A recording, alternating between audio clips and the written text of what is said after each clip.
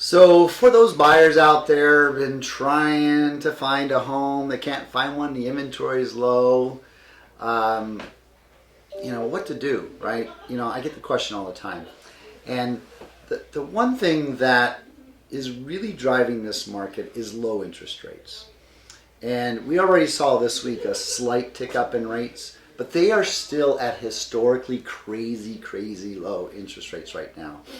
You can get a 3% rate with 30-year locked, 30-year fixed mortgage at 3%, which is unheard of, considering they were 17 or 18% in the 80s and 10 and 11% 30 years ago, and they've been sitting at 5 and 6 for almost decades.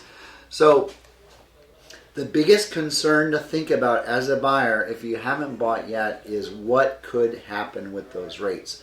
Because if prices drop, because you're hoping that happens and the market shifts, the biggest reason that's going to happen is because interest rates moved up.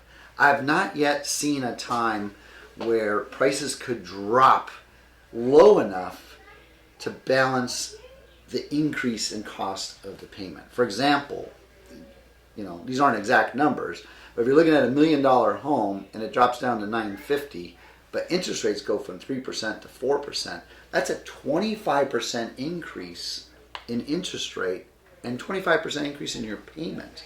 But we're looking at a less than 5% drop in price. You would have to have prices drop 25% to match a 25% increase in interest rates. It's never happened. So, something to think about. Locking in now with these low rates is probably going to be better than waiting for a market shift or a market downturn with some slight decline in prices. It could happen. Might not, but it could. And if that's what you're waiting for and you're buying with a loan, it might cost you more. So something to think about. Thank you.